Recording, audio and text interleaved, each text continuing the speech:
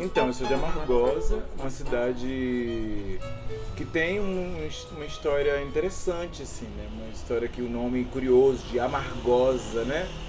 Todo mundo pergunta o que tem nessa cidade com o nome de Amargosa. E é a ideia de que os primeiros habitantes aqui, eles eram índios, né? É, E nisso eles tinham uma técnica de comer a carne de uns pombos aqui que eram chamadas as amargosas, por conta de conter nessas aves uma glândula que, se não soubesse tirar, tornava a carne toda amarga. Tem uma história de que se bebeu da água de amargosa a primeira vez, que é difícil sair ou não retornar. Porque a amargosa acho que é um oposto daquilo que se pode compreender como algo amargo, ruim, né? A amargosa tem sua doçura. Eu era quase o único da família que gostava mesmo de cozinha, né? Então a minha relação com a cozinha, nesse sentido da casa da minha mãe, era quando minha mãe viajava para o Rio de Janeiro, sempre, porque minha família mora boa parte dela no Rio, e eu que assumia a cozinha porque eu odiava a comida do meu pai. Então eu já ia aquele toco de gente lá, bem novinho, e já ia assumindo a cozinha, fazendo as coisas para não ter que comer a comida dele. Eu já gostava da cozinha, mas eu não sabia dizer isso. Então, daí que começa o meu envolvimento, porque no período que ela estava fazendo, eu me metia a ajudar, né? E no fato de ajudar, eu ia tanto aprendendo o modo que ela fazia, quanto eu ia desenvolvendo os meus próprios modos de fazer aquilo que eu queria fazer, né? Então, no quintal da minha mãe sempre tinha um monte de, como se fosse raízes de batatas, né? Bredo, umas folhas dessa. E aí eu sempre fazia uns refogados com essas folhas, que era o que nós tínhamos. Aí tinha quiabo no quintal. Aí já fazia um refogado com quiabo. Então tudo que eu via pela frente, e eu sabia que não matava. Né? Minha mãe sempre ensinava pra gente o que era erva que poderia nos matar e o que era erva que poderia ser benéfico pra gente em algum momento da vida. Meu pai, ele era funcionário da empresa de energia elétrica daqui, né? E aí, nesse processo, eles não é que doaram, eles concederam ao meu pai o uso de uma terra bem grande, né, do espaço lá da subestação, para poder plantar. E nisso ele trazia de lá mandioca, feijão, tudo isso. E eu ia ajudar a plantar e a colher lá, né?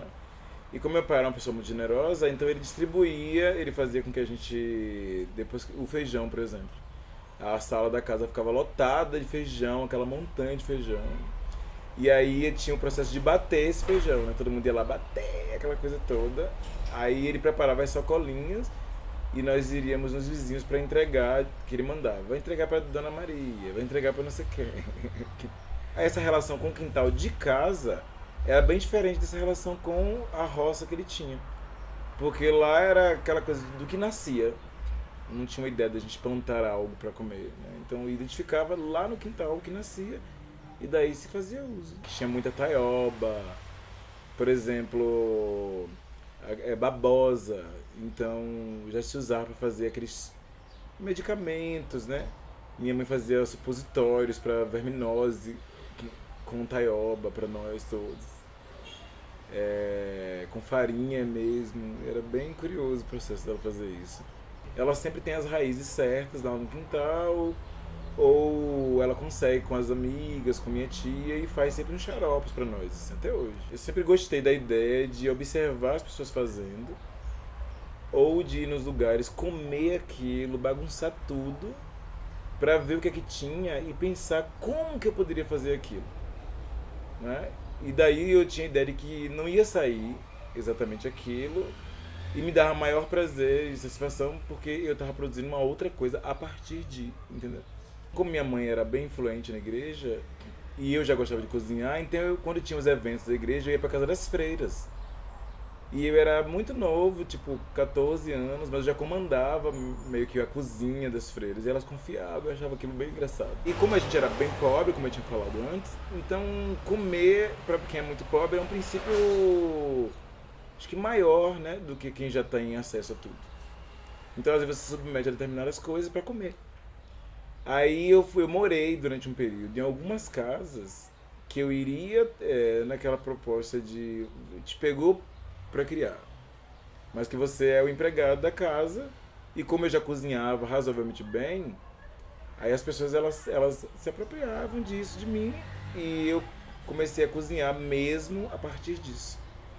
Então, tipo, uma mulher aqui da rua que veio morar, ela era de Salvador e eu fui produzir os salgados que ela vendia, mingau, bolos, tudo isso com ela, né? Aí depois de um tempo eu mudei para uma outra moça que mora aqui perto também, e lá eu alimentava a casa inteira, né? E eu era bem novinho e eu cozinhava para todo mundo. Ela era professora, saía o dia todo e eu preparava café, almoço, jantar, tudo. Mas uma coisa era certa, que sempre eu vi esse movimento de pratos saindo de uma casa para outra, né? Elas sempre compartilhavam. Minha mãe fazia uma comida, aí levava para casa de alguém. Por exemplo, se ela matasse uma galinha e preparasse a galinha, aí ela levava para a irmã dela que mora perto, ou levava para a vizinha do lado. Sempre tinha essas trocas. Isso era o que acontecia muito. Desde no cotidiano, mas também essas épocas bem marcantes para nós aqui do interior, como Semana Santa, que todo mundo faz um caruru, que poderia ser algo comum, porque todo mundo faz caruru. Só que, por exemplo, minha mãe, ela gostava de fazer caruru de folha de taioba, enquanto outras mulheres faziam caruru com o vatapá de pão, não sei o que. A minha mãe sempre fazia uma coisa mais rudimentar, assim, né? O caruru de folha e o vatapá, que ela usava farinha comum, né? Mas aí usava todos os elementos de camarão, de não sei o que, de azeite, para fazer um caruru bem diferente, assim. A minha avó era uma mulher que tinha uma mistura bem marcante, assim, de índio com escravo, né? E a parte da comida, ela era uma mulher generosa, né? Então, sempre que eu ia lá na casa dela, ela estava preparando uma comida e o jeito de fazer comida dela era diferente, porque ela adorava fazer coisa em panelas de barro, no fogão a lenha, né? E era uma figura que usava as coisas que ela tinha no quintal. Então ela saía, ela era linda, né?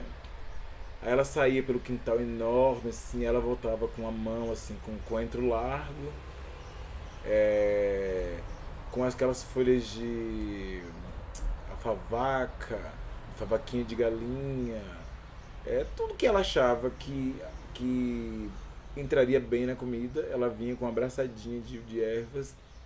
E dali aquela ideia de sempre usar um pilãozinho para machucar as coisas todas, né? Que ela ia macerando essas ervas, com a ideia de botar uma cebola roxa, cebola branca junto. Que aí eu fiquei pensando uma época, por que usava as duas, né? Aí ela me explicava que porque a cebola roxa era mais forte. Harmonizar os pratos dela, mas não tinha algo intencional de um conhecimento científico, era uma coisa empírica mesmo, de ir lá e. Porque já era da tradição, de quem ensinou pra ela no passado. Essa coisa de as mulheres desde criança já irem sendo encaminhadas para fazer uma comida boa como a mãe dela fazia e tal, né? Mas tudo que ela fazia era tudo muito caprichoso, né? Essa ideia de, por exemplo, ela não existia pra ela, pela minha memória, assim, óleo, né? Uma lata de óleo, assim. Era sempre assim, um pedaço do toucinho pendurado num fogão a lenha. A imagem daquele telhado todo de Pucumã, com uns arames. E aí tinha as carnes penduradas no arame que era para defumar. Aí dali tinha carne de sertão, carne de sol, carne fresca porque não tinha geladeira, né? E um pedaço generoso de toucinho. Porque toda a comida era feita com toucinho. Então ela cortava um pedaço do toucinho, jogava num tacho e aquilo ia virando óleo, né? Ou então ela já fazia tudo de uma vez e punha num vaso e pegava sempre uma colher daquela banha e fazia as comidas dela. Várias pessoas me perguntam, a primeira pergunta, você fez algum curso? Aí eu sempre uso de bom humor para responder essas questões também, né? Então, você vai perguntar para as quituteiras de Minas, aquelas bem famosas, se elas fizeram alguma escola de gastronomia. Elas estão lá e elas servem a pessoas de várias partes do mundo que vão lá buscar seus quitutes. E, no entanto, tem toda uma formação que é de vida. Passar essa experiência de ter trabalhado em várias casas, em vários lugares, tem uma experiência muito forte assim na minha vida, muito forte mesmo, que ela foi meio que um divisor de águas. Trabalhar numa mansão, assim, de uma gente que era militar, uma gente que tinha muito dinheiro, mas era muito escrota. E lá eu ouvi uma coisa que mudou a minha vida por completo. E as pessoas que iam pra essa casa ficavam na cozinha comigo. Então era gente rica que só queria ficar na cozinha comigo. E os filhos dos donos da casa, eles não tinham estudado assim, né? Eu também não tinha estudado muito, porque eu tinha abandonado a escola pra ir trabalhar. Mas eu tinha mais conhecimento aparente do que eles. Então gerou um ciúme. Aí um deles falou pra mim: negão, cale a boca. Aqui você não é pago pra conversar, você é pago pra trabalhar. Eu quero minha comida pronta. Então foi a partir disso que eu falei: eu não trabalho mais pra ninguém desse modo subalterno, porque isso vai destruir a minha relação com a gastronomia. E foi depois de ouvir isso que eu falei: não, ninguém vai me mandar calar a boca, porque tudo que eu já fiz na minha vida fiz com muito prazer e tal. Então não tem como você me mandar eu calar a boca. Foi daí que comecei a elaborar a possibilidade de pensar numa gastronomia que me desse a liberdade de construir pratos, de propor sabores. Que eu já estava começando a ler sobre gastronomia, mas não sobre como fazer a receita, mas ler técnicas gastronômicas. Eu queria saber como é que cortava, como é que descongelava, como é que resfriava, como é que armazenava as coisas. Eu tinha interesse em saber sobre isso, né? E hoje eu sou uma figura muito respeitada dentro do cenário da gastronomia aqui e em alguns pontos do estado, assim, porque a matéria me gerou uma notoriedade por parte de vários sujeitos da gastronomia no estado e até fora do estado. Então tem as relações das redes sociais, que hoje as pessoas me procuram e tal. Mas justamente por isso, porque eu acho que quando eu ouvi essa frase forte de calar a boca, foi que eu disse: o que eu sei fazer de melhor é cozinhar. Então eu tenho que me aperfeiçoar nisso. E aí daí que eu comecei a explorar mais essa ideia de dizer: olha, se as pessoas gostam de comer coentros aqui em Alagoas, eu vou usar mais salsa, porque eu gostava mais do paladar da salsa. Hoje a minha maior dificuldade de fazer um curso de gastronomia é porque eu não sei me relacionar com essa ideia de quantidades. E eu acho que é uma cozinha, minha cozinha é muito de afeto.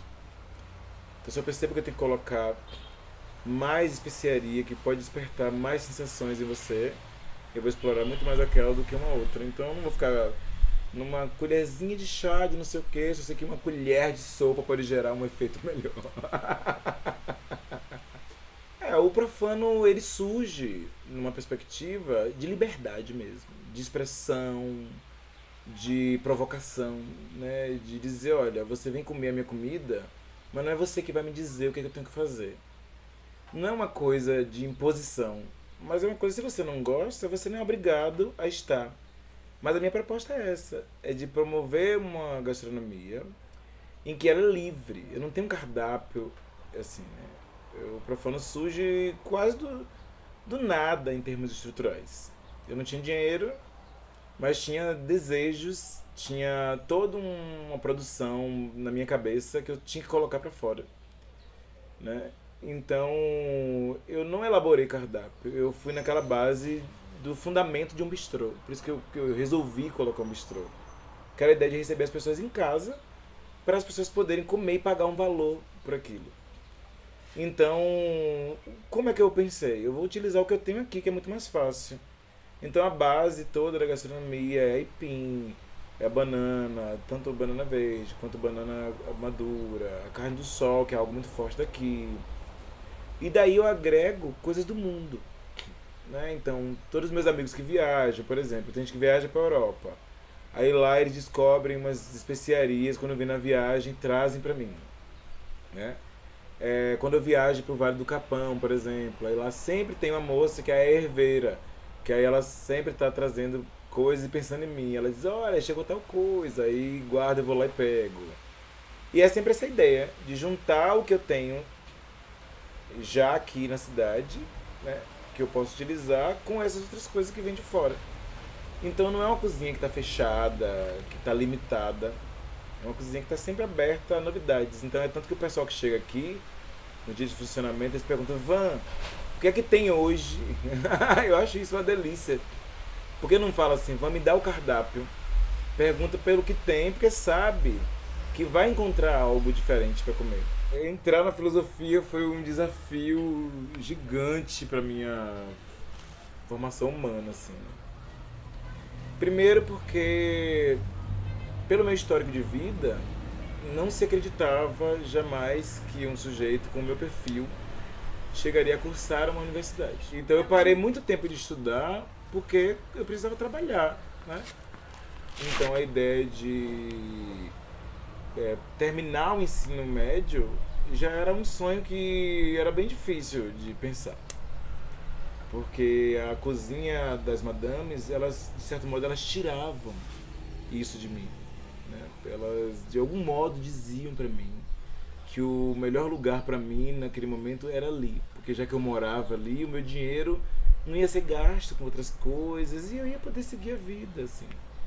Mas eu queria mais, né? E eu levei quase 7 anos sem estudar. Daí eu fiz o processo de aceleração do ensino médio, do ensino fundamental 2. E depois eu fiz a aceleração no ensino médio. Então quando eu consegui terminar o ensino médio, eu achei aquilo uma coisa fantástica, sabe? Mesmo porque minha família é grande, mas quase ninguém tinha terminado o ensino médio. Então eu era o único, né? O único filho gay,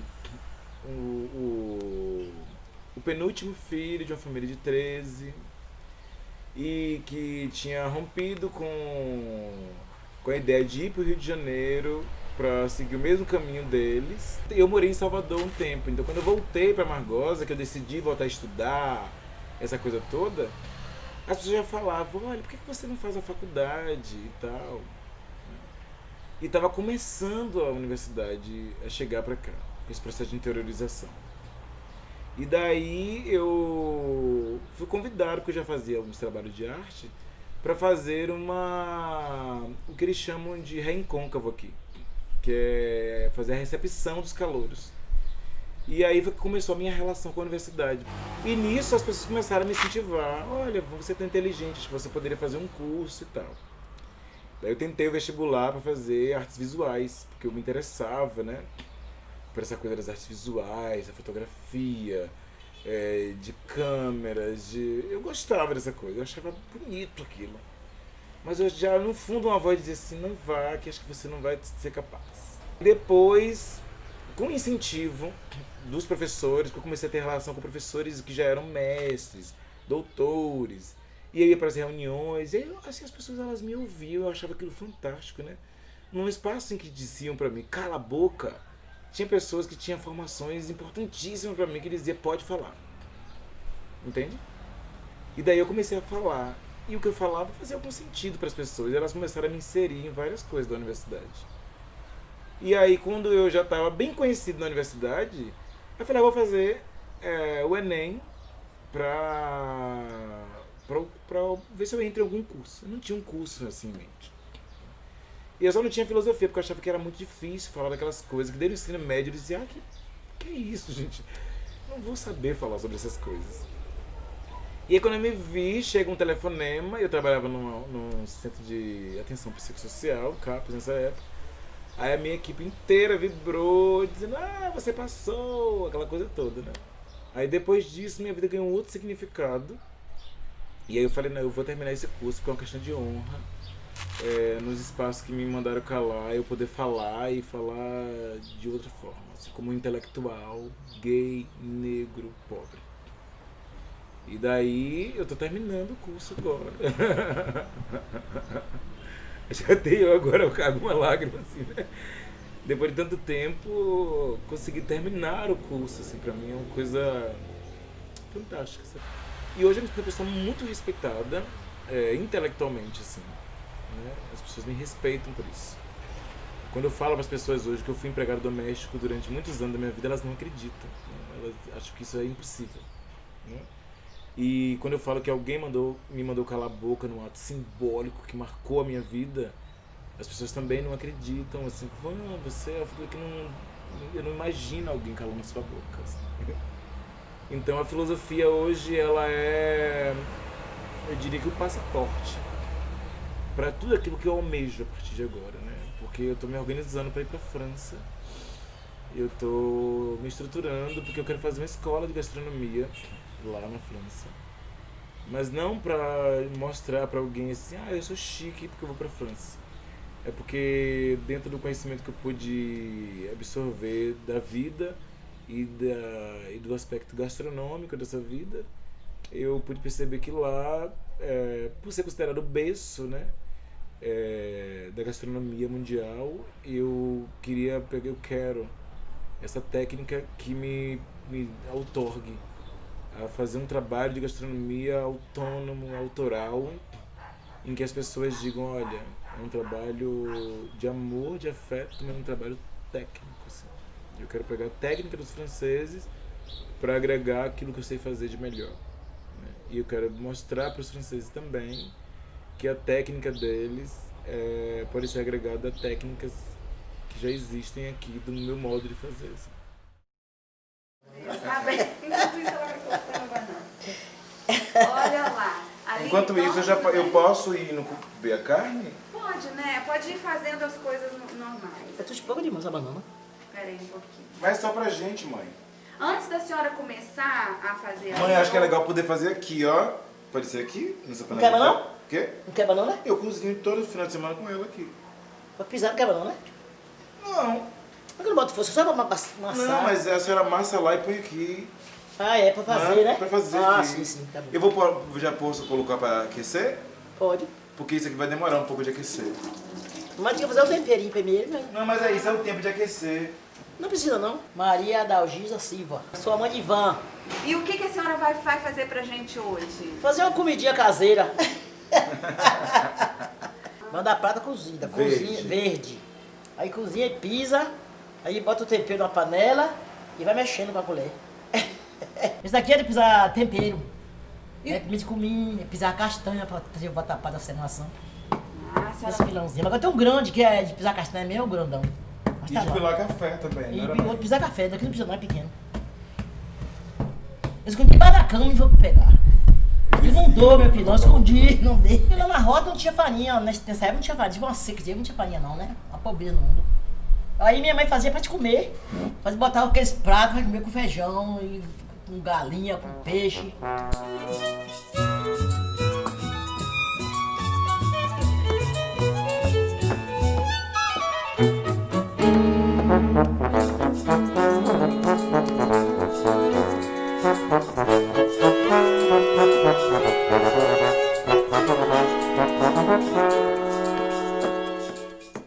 Aí minha mãe pegava andu, né? Nós ia catar andu pra vender. Porque tem muito andu, né? Nós catávamos andu, botava no panacum, esse panacum grande. Aí botava uma palha de banana em cima, botava duas pedras, chama lá. Quando era no outro dia, tá todo madurinho. Só pegar assim, abrir as bananas. Aí pra vender. Deixa eu botar mais, não, todo dia não. Aí derrubava andu, botava no fogo, cozinhar. Botava cozinha, tirava um pouco, né? Temperava, botava tempero verde, ou alho, pimenta com tudo numa frigideira. Ela pegava um andu, botava dentro, ela batia o ovo de galinha, abria, batia, botava um pouquinho de farinha de guerra. E eu trabalhava de pegar peso, mexia mandioca, arrancava mandioca, aí eu me arrancava, rapava de farinha, a gente relava, botava na prensa, eu tirava da prensa e eu peneirava a massa e fazia farinha. Meu marido trabalhava na Coeba e eu ficava lá na roça, né? Eu arrancava, mexia 6 cortes de farinha. De 16 anos eu tinha filho já. Minha menina mais velha, eu tinha com 16 anos, mas ela gostava mais de roça. Eu gostava de roça, viu? E caçar. Dormia no mato, das matas. Tinha um bocado de coisa, esse cacheiro, era Cutia, Casa do Mato, não tem uma que eu não como, que eu não sei o nome. Cutia, tatu, paca, teiu, escacheiro. Ave Maria. Minha avó, minha sogra, mãe de Antônio. Nós ia pescar, pegava um bonozinho, botava de um lado, pegava uma varinha de chapéu e botava um anzol de cima. Tipo, nós voltava, nós ia na base de umas 8 horas. Quando era a base de 1 de medida, nós chegava com um bornal cheio de peixe. Mas piaba, tava sal. Aí as piabas, nós fazia? Aí pegava folha de banana, botava pra murchar folha de banana, pegava aquelas piabas, temperava. Botava na folha de banana, né? Tinha as folhas na folha de banana, amarrava os peixes na folha de banana. E amarrava as pequenas pamonhas. E botava passar no fogão de lenha. Camarão, meu Deus, eu tinha um rabo de pegar camarão. Porque era um bando. Quando não teve já esse tempo, já era o tempo de Antônio, meu esposo. Não era o tempo do meu pai mais não, né? Ele pegava quando ele mansia, ele ia espiar as armadilhas dele, quando ele ia trazer um saco de peixe. Chegando da bacia aí, eu pegava uma bacia grande que eu tinha e espirrava aquele saco. Era peixe. Eu tratar esses peixes, meu Deus. Era um pitu. Rapaz, o pitu, se você pegou o pitu, você comia os cardados do pitu, chega a pessoa lhe chamou, você nem fala. Com preguiça. Que gostou demais. É bom assim, né? Porque a senhora já cozinhou pra, nossa, tanto tempo, pra 13. A minha filha botava 2 mesas. Nossa Senhora. Eles iam jogar bola, né? Eu ficava. Aí o que eu faço? Os que vinham na frente, se eu deixasse comer, eu comia a comida toda, né? Era um monte de filho. O que eu faço? Eu ficava em casa esperando. Chegava no cara e botar o prato, vai comer. Aí deixava os dois, ver o resto do canto jogando bola.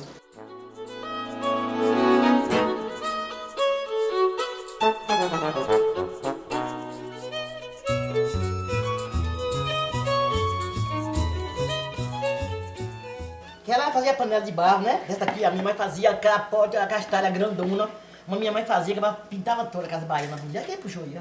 Só quem puxou? Só o João puxou ela.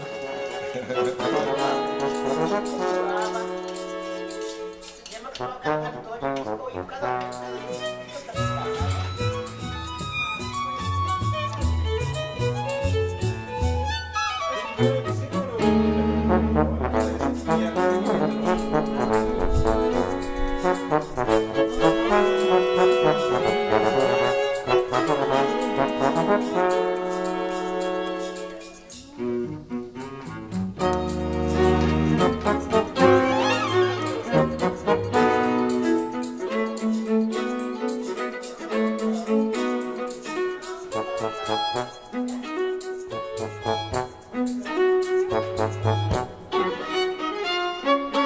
Thank you.